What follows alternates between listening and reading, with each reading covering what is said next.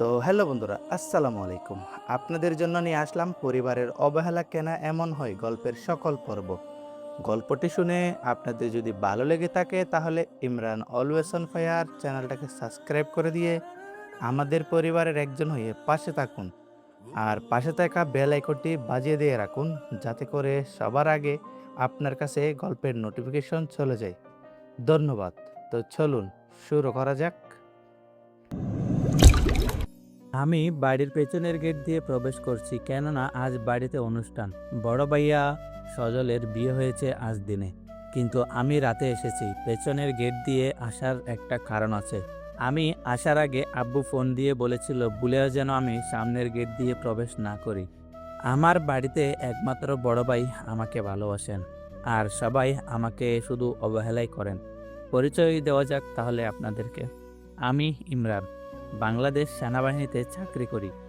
এবার বাড়িতে এসেছি শুধু ভাইয়ার কথাই। এসেছি প্রায় 9 মাস পরে।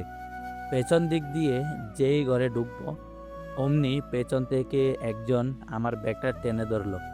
আমি তার দিকে তাকিয়ে অবাক হয়ে গেলাম। দেখতে অনেক সুন্দর একটা মেয়ে, বলার মতো না। মেয়েটি বলল, কে আপনি, আর এখানে কি চাই?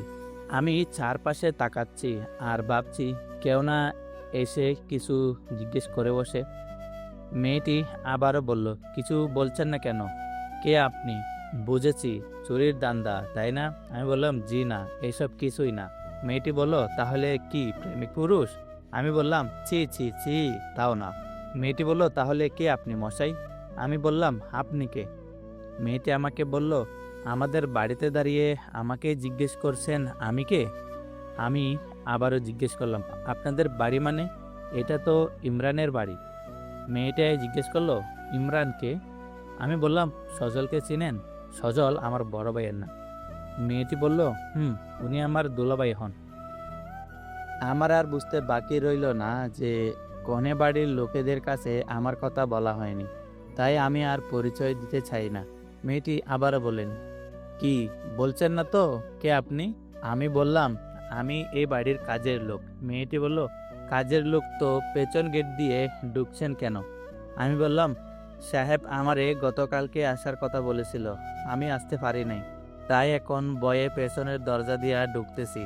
মেয়েটি বলল, বাব্বা, এত ভয় পান আপনি আপনার মালিককে? আমি বললাম, আসলে ছোটবেলা থেকে এখানে ভয় তো কিছুই হয়। মেয়েটি বলল, আচ্ছা যান যান, ভেতরে যান। আমি চুপচাপ এখান থেকে কেটে পড়লাম। আমি আমার রুমে এসে ফ্রেশ হলাম, বিছানায় কাপড় চোপড় সব ঠিকঠাক করলাম। আমার অবর্তমানে এখানে কেউ থাকে না, সব ঠিক করে বাইরে বের হলাম। প্রথমে কাজের লোক মনোয়ার চাচার সাথে দেখা হলো। তিনি আমায় দেখে মহা খুশি।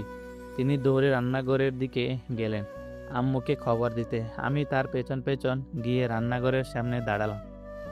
মনোয়ার চাচা আম্মুকে বলল, মা, ছোট সাহেব আসছেন।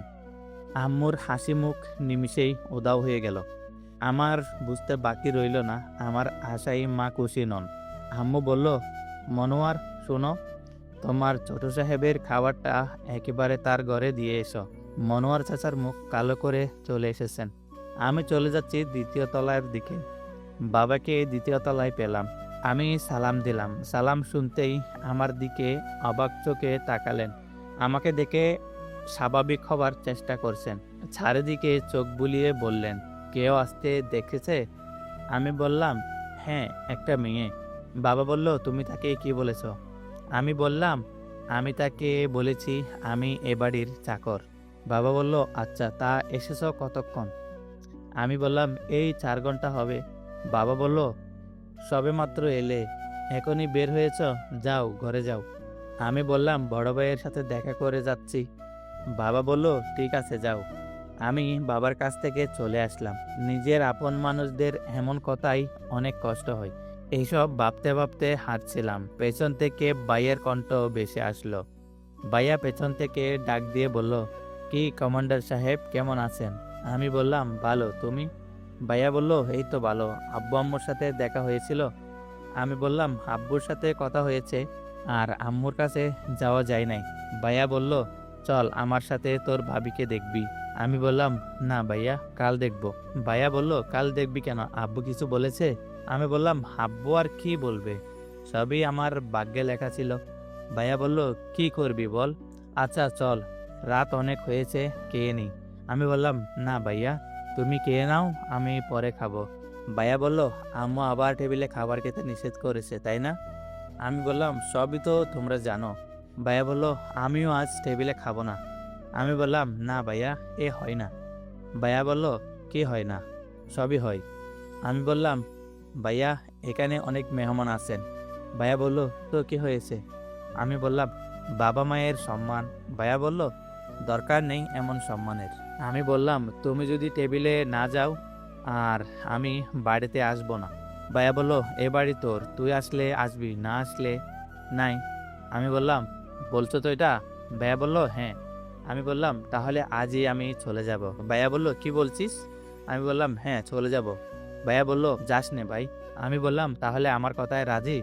ভাইয়া বলল, আচ্ছা। আমি বললাম, আমার আর একটা কথা আছে। ভাইয়া বলল, কি? আমি বললাম, তুমি আমার পরিচয় দিবে না, আমি এখানকার চাকর। ভাইয়া বলল, কি বলছিস এসব? আমি মানতে পারবো না। আমি বললাম, আব্বু যদি মানতে পারে তাহলে তুমি কেন মানতে পারবে না ভাইয়া? ভাইয়া বলল, কি, আব্বু বলেছেন নাকি? আমি বললাম, না, আমি আব্বুকে বলেছি। ভাইয়া বলল, তুই বলেছিস আর আব্বু তা মানলো? আমি বললাম, হ্যাঁ। ভাইয়া বলল, আমি মানবো, তবে আমার একটা কথা রাখতে হবে। আমি বললাম, কি কথা? ভাইয়া বলল, তুই আমার সঙ্গে ওদের বাড়িতে যাবি। আমি বললাম, আচ্ছা। আমি ভাইয়ার কাছ থেকে বিদায় নিয়ে চলে আসলাম আমার রুমে। দেখলাম টেবিলের উপরে খাবার রাখা। আমি গিয়ে ঘুমিয়ে পড়লাম। ভাইয়ার সাথে কথা বলে রুমে চলে আসলাম। মনোয়ার চাচা খাবার রেখে গেছেন। আমি খাবার খেয়ে শুয়ে পড়লাম। শোয়া থেকে উঠে ছাদে গেলাম। ছাদে গিয়ে এক কোণে দাঁড়িয়ে আছি। এখন প্রায় সকাল 6টা বাজে। বাড়িতে শুধু আম্মু ঘুম থেকে উঠেছেন। আমি অবশ্য অনেক আগেই ঘুম থেকে উঠেছি। নিজের অজান্তেই গান ধরলাম। পেছন থেকে কারো গলার শব্দ শুনতে পেলাম। আমি পেছনে ফিরে তাকালাম। কাল রাতের মেয়েটি পিছনে দাঁড়িয়ে আছে। কিন্তু আজকে দেখতে আরো ভালো লাগছে মেয়েটাকে। কেমন জানি একটা টান টান অনুভব করছি। মেয়েটি বলে উঠল, শুভ সকাল। আমি বললাম, সুপ্রভাত। মেয়েটি বলল, এত সকালে এখানে? আমি বললাম, কেন, আসতে মানা নাকি? মেয়েটি বলল, আপনার বাড়ি, আপনাকে কে মানা করবে? আমি বললাম, মানে? মেয়েটি বলল, না মানে, আপনি এত বছর ধরে এখানে থাকেন, আপনাকে কে মানা করবে? আচ্ছা, একটা কথা বলি। আমি বললাম, জি, বলতে পারেন। মেয়েটি বলল, আপনাকে দেখতে খুব সুন্দর। কি সুন্দর বডি, পুরাই হেব্বি। আমি বললাম, পাম একটু কম দেন, নিতে পারছি না। মেয়েটি বলল, না, সত্যি বলছি। আচ্ছা, সব ঠিক আছে, কিন্তু আপনার চুল ছোট। আমি বললাম, কেন, সুন্দর লাগছে না? মেয়েটি বলল, না, সুন্দর লাগছে, কিন্তু আরেকটু লম্বা হলে ভালো হতো। আমি বললাম, চুল লম্বা করার নিষেধ আছে। মেয়েটি বলল, কেন, আপনার সাহেব মানা করেছে নাকি? আমি বললাম, না। মেয়েটি বলল, তাহলে? আমি বললাম, বলা যাবে না। মেয়েটি বলল, বাব্বা, আপনারও সিক্রেট আছে? আমি বললাম, কেন, চাকর বলে কি সিক্রেট থাকতে নেই? মেয়েটি বলল, না, এ কথা না। আচ্ছা, আপনার নাম কি? আমি বললাম, আমার নাম আবুল। আপনার নাম? মেয়েটি বলল, আমার নাম হিয়া। আচ্ছা, আমরা কি বন্ধু হতে পারি? আমি বললাম, না। হিয়া বলল, কেন? আমি বললাম, মালিকের সাথে চাকরের বন্ধুত্ব মানায় না। হিয়া বলল, কে বলেছে? আমি বললাম, সব কিছু কি বলতে হয় নাকি? আচ্ছা, আমি নিচে যাচ্ছি, আপনি থাকেন। আমি হিয়া মানে ওই মেয়েটার কাছ থেকে নিচে চলে এলাম। রান্নাঘরে আসলাম। এখানে এসে আম্মুকে পেলাম। আমি বললাম, আম্মু কেমন আছো? আম্মু বলল, ভালো, তুমি? আমি বললাম, হ্যাঁ, ভালো। আম্মু বলল, নাস্তা তৈরি করছি, খেয়ে নিজের ঘরে চলে যাও। আমি বললাম, আচ্ছা।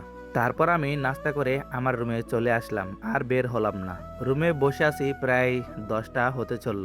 বাইরে থেকে ভাইয়া দরজায় কড়া নাড়ছেন। আমি দরজা খুলে দিলাম। ভাইয়া বলল, কিরে, দরজা জানালা লাগিয়ে বসে আছিস কেন? আমি বললাম, কি করব বলো, আমার তো কোনো কাজ নেই। ভাইয়া বলল, কিরে, আরও 3টে অ্যাওয়ার্ড? আমি বললাম, হুম। ভাইয়া বলল, কি কর্মস্থল পরিবর্তন হয়েছে নাকি, আগের জায়গায় আছিস? আমি বললাম, না, এখনো বান্দরবনেই আছি। ভাইয়া বলল, আচ্ছা, কালকে রাতের কথা মনে আছে তো? আমি বললাম, কোন কথা ভাইয়া? ভাইয়া বলল, সে কি, তুই ভুলে গেছিস? কাল রাতে বললাম না আমার সাথে তোর ভাবিদের বাড়িতে যেতে হবে? আমি বললাম, ও আচ্ছা, আমি ভুলেই গেছিলাম। ভাইয়া বলল, রেডি হয়ে নে। আমি বললাম, এখনই? ভাইয়া বলল, হুম। আমি বললাম, আচ্ছা। ভাইয়া বলল, সাদার মাঝে কাজ করা একটা পাঞ্জাবি আছে না, ওটা পরবি। আমি বললাম, আচ্ছা পরবো, এখন যাও। ভাইয়া বলল, যাবো কি, তুই চল আমার সাথে, তোর ভাবিকে দেখবি। আমি বললাম, না এখন না। ভাইয়া বলল, এখন নাকি, চল আমার সাথে। ভাইয়া আমার হাত ধরে টেনে নিয়ে গেলেন। ভাইয়ার রুমে নিয়ে গিয়ে ভাইয়া বললেন, দেখো কাকে নিয়ে এসেছি। ভাবি কি একটা কাজ করছিলেন। তিনি ভাইয়ার কথা শুনে তাকালেন। হিয়া আর কে যেন একজন মেয়ে, সেও তাকালো। হিয়া বলল, কি খবর, আপনি তো এ ঘরের দিকে আসলেনই না? ভাইয়া বলল, তুমি জানো ওকে? হিয়া বলল, হুম, ইনি তো আপনাদের বাড়ির কাজের লোক, আবুল। ভাইয়ার মাথায় চক্কর লাগছে। ভাইয়া এরকম আশা করেনি। ভাইয়া বললেন, তুমি ওকে জানো কিভাবে? হিয়া বলল, উনি আপনার বাবার বইয়ে পেছনের গেট দিয়ে প্রবেশ করার সময় ওনাকে জিজ্ঞেস করছিলাম। ভাইয়া বলল, ও। তারপর আমি নিচে এসে সবার সাথে একটু আড্ডা দিলাম। বিকেলবেলা ভাইয়ার সাথে ভাবিদের বাড়ি যাচ্ছি। আমি পিছনের সিটে বসে আছি। ভাইয়া, হিয়া আর চাচাতো বোন রিয়া বলেছিল সামনে বসতে, কিন্তু চাকরের সিট কিভাবে সামনে হয় কখনো? তাই আমারও সামনে বসা হয়নি। উদ্দেশ্য সিলেট যাব, আর 1.5 ঘন্টা সময় লাগবে পৌঁছাতে। আমি হিসাব করছিলাম আমার হাতে আর কতদিন সময় আছে, কারণ আমি ছুটি নিয়েছিলাম 5 দিনের। এসব হিসাব করার মধ্যে হিয়া বলল, আবুল, ইমরানকে? এই কথা বলতেই সবাই আমার দিকে তাকালো। আমি অপ্রস্তুত অবস্থায় বললাম, আমাকে কিছু বলছেন? হিয়া বলল, হ্যাঁ, আপনি ওই দিন বললেন না ইমরান নামক একটা ছেলের বাড়ি, কিন্তু আমার জানা মতে দোলাবাইদের বাড়িতে এ নামে কেউ নেই, তাই জিজ্ঞেস করলাম। ভাইয়া এবং রিয়া আমার উত্তরের জন্য বেশ আগ্রহ দেখাচ্ছে। ভাইয়া নিশ্চয় মনে মনে বলছে, দেখি কি উত্তর দেশ তুই এবার। আমি উত্তর দিলাম, সজল ভাইয়ের একটা ছোট ভাই ছিল, তার নাম ইমরান। সে 6 বছর বয়সে মারা যায়। হিয়া বলল, দুলাভাইয়ের যে একটা ভাই ছিল সে সম্পর্কে তো আমরা জানি না। আমি বললাম, এটা জেনে তো কোনো লাভ নেই। সে মারা গিয়েছে প্রায় 15 বছর আগে, তার সাথে তো আর কোনো লেনদেন নেই। আমি কি বোঝাতে চেয়েছি ভাইয়া তা ঠিকই বুঝে গিয়েছে। হিয়া ভাইয়াকে জিজ্ঞেস করলো, সত্যি কি দুলাভাই আপনার একটা ভাই ছিল? ভাইয়া বলল, হুম, আমার এক ভাই। আমি বললাম, হিয়া ম্যাম সাহেব, আপনি আমারে বিশ্বাস করলেন না। হিয়া বলল, আরে। আমি বললাম, ম্যাম সাহেব, আপনার সাথে কথা নাই।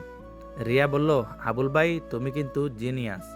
আমি বললাম, জিনিয়াস মানে কি গো আফা? হিয়া বলল, তুমি জিনিয়াস মানে বুঝো না? কতটুকু পড়ালেখা করেছো? আমি বললাম, ক্লাস 8 পর্যন্ত। হিয়া বলল, ক্লাস 8 পর্যন্ত পড়েও তুমি জিনিয়াস অর্থ জানো না? আমি বললাম, সব আমি আমার পোড়া কপালের সাথে মিশাইয়া খাইয়া ফেলছি। রিয়া বলল, আবুল ভাই আর ডং কইরো না তো। আমি বললাম, আফামনি, আমি আর কিছু কমু না। আমি চুপ হয়ে গেলাম, কিন্তু আল্লাহ মেয়েদের একটা মুখ দিয়েছেন যা বন্ধ হবার নামই নেয় না। সারা রাস্তায় তারা কথা বলেই গেল। এদিকে তো হ্যালো বন্ধুরা, গল্পটি আপনাদের কাছে কেমন লাগলো তা অবশ্যই কমেন্ট করে জানাবেন। আর গল্পটি যদি ভালো লেগে থাকে চ্যানেলটা তো অবশ্যই সাবস্ক্রাইব করে দিবেন, আর পাশে থাকা বেল আইকনটি বাজিয়ে দিবেন। আর আপনারা কী ধরনের গল্প শুনতে চান তা অবশ্যই কমেন্টে লিখে যাবেন। আমি সেই রকম গল্প নিয়ে আসার চেষ্টা করব। এদিকে বাবিদের বাড়িতে পৌঁছালাম 4:34। আমরা গেটের কাছে যেতেই ভাইয়া আর বাবিকে নিতে অনেকেই বেরিয়ে এলো। আমি পেছন দিক দিয়ে সব কার্টন বের করতে লাগলাম, কারণ চাকরের কাজ হলো এটা, মালিকের জিনিস বয়ে নিয়ে যাওয়া। আমিও তাই করছি। আমার সাথে কাজে হাত মেলালো এই বাড়ির একজন চাকর, কারণ বর্তমানে সবাই জাত বুঝে সাহায্য করে। আমি ওই বেটাকে জিজ্ঞেস করলাম নাম কি। সে উত্তর দিল রাজা। আমি জিজ্ঞেস করলাম কতদিন হলো এখানে? রাজা বলল 8 মাস। তোর কতদিন হলো সাহেবগো বাড়িতে? এর কথা শুনে বুঝতে পারলাম চাকর চাকর যখন কথা হয় তখন তুই বলেই কথা বলে। আমি বললাম 10 বছর। রাজা বলল, তাইলে তো বালা দান মারছস। আমি বললাম, আমি বোঝার পর তাইকা বালা কামাই করতাছি। ওই তো সেদিন আমাগো সাহেবের কাছ থেকে কর করা 2টা 1000 টাকার নোট নিলাম। রাজা বলল, কি কইয়া নিছস সাহেবগোর কাছ থেকে? আমি বললাম, বলছি মা অসুস্থ, টাকা লাগবো। আর সাহেব বিশ্বাস কইরা দিয়া দিল। রাজা বলল, তুই তো শালা শেয়ানা মাল, চল চল ভিতরে চল, নাইলে ডাক পড়বো। আমি ওর সাথে প্যাকেটগুলো নিয়ে ভিতরে চলে গেলাম। বাড়ির বাহির থেকে ভিতরে অনেক সুন্দর। বিয়ে উপলক্ষে বাড়িতে রং দেওয়া হয়েছে। ভিতরে ঢুকতেই দেখলাম ভাইয়াকে অনেকে প্রশ্ন করছে, আর ভাইয়া লাজুক লাজুক ভাবে তার উত্তর দিচ্ছে। আমার প্রচণ্ড বেগে বাথরুম চাপার ফলে বাথরুমে যেতে হচ্ছে। এরপর অবশ্য আর কারো সাথেই কথা হয়নি, একেবারে কথা হলো রাতে। ভাইয়া জিজ্ঞেস করলেন, আর কতদিন তুই থাকবি? আমি বললাম, আর 2 দিন। ভাইয়া বলল, 2 দিন মানে? তুই এতদিন পর এলি আর এত তাড়াতাড়ি চলে যাবি? আমি বললাম, ভাইয়া আমি গেলে একজন ছুটি পাবে। ভাইয়া বলল, তুই এখন কোন পদে আছিস? আমি বললাম, কমান্ডো স্পেশাল ফোর্স। ভাইয়া বলল, ভালো তো। হিয়া বলল, আরে কি করছেন আপনারা? ভাইয়া বলল, এই তো নিজেদের মধ্যে গল্প স্বল্প। হিয়া বলল, দুলাভাই আব্বু বলেছে আপনাকে যাবার জন্য। ভাইয়া আর কিছু না বলে চলে গেলেন। আমিও ভাইয়ার পেছন পেছন যাওয়া শুরু করলাম। হিয়া বলল, আরে আপনি কোথায় যাচ্ছেন? আমি নিশ্চুপ হয়ে হাঁটছি। হিয়া বলল, আপনাকে দাঁড়াতে বলছি, দাঁড়ান। আমি বললাম, জি মেম সাহেব বলেন। হিয়া বলল, কি মেম সাহেব বলছেন? এ কথা শুনলে নিজেকে বৃদ্ধা মনে হয়, আর মেম সাহেব বলবেন না। আমি বললাম, আচ্ছা ম্যাম। হিয়া বলল, ম্যাম কি? ম্যামও বলা যাবে না। আমি বললাম, জি আচ্ছা। হিয়া বলল, আমার সাথে ছাদে চলেন। আমি বললাম, আর 2 দিন পর পূর্ণিমা, তখন রাতটা অন্যরকম লাগবে, এখন ভালো লাগবে না। হিয়া বলল, বাব্বা আপনি পূর্ণিমার হিসাবও রাখেন? আমি বললাম, জি। হিয়া বলল, ছাদে চলুন। আমার হাত ধরে টেনে নিয়ে যাচ্ছে ছাদে। ওদের ছাদটা বাড়ির মতো সুন্দর না, সব কোণাতে ময়লা জমা, কিন্তু ছাদে নানা ধরনের ফুলের গাছ থাকায় ঘ্রাণ ছড়াচ্ছে, কিন্তু সবচাইতে বেশি রজনীগন্ধার সুবাস ছড়াচ্ছে। হিয়া বলল, আপনাকে না সন্দেহ হয়। আমি বললাম, কেন? হিয়া বলল, আপনার আচার আচরণে মনে হয় না আপনি কম শিক্ষিত। আমি বললাম, শিক্ষিত লোকদের সংস্পর্শে থাকলে এমনই হয়। হিয়া বলল, তাহলে যে আপনি ইংরেজি জানেন না? আমি বললাম, সবার দ্বারা সব কিছু হয় না। হিয়া বলল, আমি আপনাকে ইংরেজি পড়াতে পারি, আপনি পড়বেন? আমি বললাম, আপনি কেন দায়িত্ব নেবেন? হিয়া বলল, এত কিছু জানি না, আপনি পড়বেন কি না সেটা বলুন। আমি বললাম, জি না। হিয়া বলল, কেন? আমি বললাম, আমার সময় নেই। হিয়া বলল, খুব বাপ হয়েছে না আপনার? আমি বললাম, জানি না। হিয়া বলল, আমি আপনাকে পড়াবো মানে আপনি পড়বেন। আমি বললাম, চিন্তা করে দেখি। হিয়া বলল, আচ্ছা আমার একটা কথা রাখবেন? আমি বললাম, কি কথা? হিয়া বলল, আগে বলুন রাখবেন। আমি বললাম, চেষ্টা করব। হিয়া বলল, না বলুন রাখবেন প্লিজ। একজন মানুষের এমন কথার উত্তরে আর না বলা যায় বলেন? আমিও হ্যাঁ বলে দিলাম। হিয়া বলল, ধন্যবাদ। কাল আমাদের কলেজে একটা অনুষ্ঠান আছে, সেখানে যেতে হবে। যেহেতু কথা দিয়েছি তাই যাব। আমি আচ্ছা বলে নিচে চলে আসলাম। জানি না হিয়া কখন ছাদ থেকে নেমেছে। খাবার টেবিলে আমি যাইনি, কারণ আমি রাতের খাবার খাইনি। আমি এসে রাজের বিছানায় ঘুমিয়ে পড়লাম, কারণ একজন চাকরের জায়গা আরেকজন চাকরেরই ভালো দিতে পারবে। তো হ্যালো বন্ধুরা, আপনাদের জন্য নিয়ে আসলাম পরিবারের অবহেলা কেন এমন হয় গল্পটি। শুনে আপনাদের যদি ভালো লেগে থাকে তাহলে ইমরান অলওয়েজ অন ফায়ার চ্যানেলটাকে সাবস্ক্রাইব করে দিয়ে পাশে থাকা বেল আইকনটি বাজিয়ে দিয়ে আমাদের পরিবারের একজন হয়ে পাশে থাকুন। ধন্যবাদ। রাত থেকে অজরদারে বৃষ্টি পড়ছে। বর্ষা মানে এমন বৃষ্টি রোজ হয়। আমি ঘুম থেকে উঠেছি অনেক ভোরে, আনুমানিক 4টা। এখন ভোরের আলো চারিদিকে ফুটছে। আমি রাজার ঘর থেকে একটা ছাতা নিয়ে ছাদে চলে গেলাম। মুষলধারে বৃষ্টির মধ্যে ছাতা নিয়ে দাঁড়িয়ে থাকা আনন্দের একটা বিষয়। আমি দাঁড়িয়েছিলাম। প্রায় 1.5 ঘন্টা পর হিয়া ছাদে আসলো। হিয়া এসে বলল, কি খবর, আপনি এই বৃষ্টির মাঝে কি করছেন? আমি বললাম, ভাবছি আর খুঁজছি। হিয়া বলল, কি ভাবছেন আর কি বা খুঁজছেন? আমি বললাম, আমার অতীত। আচ্ছা, রাখুন এসব কথা। আমাকে কেন খুঁজছেন? হিয়া বলল, আপনাকে কাল বললাম না কলেজে অনুষ্ঠান আছে? আমি বললাম, ও হ্যাঁ, কেন অনুষ্ঠান কি ক্যান্সেল করা হয়েছে? হিয়া বলল, না, ক্যান্সেল হবে কেন?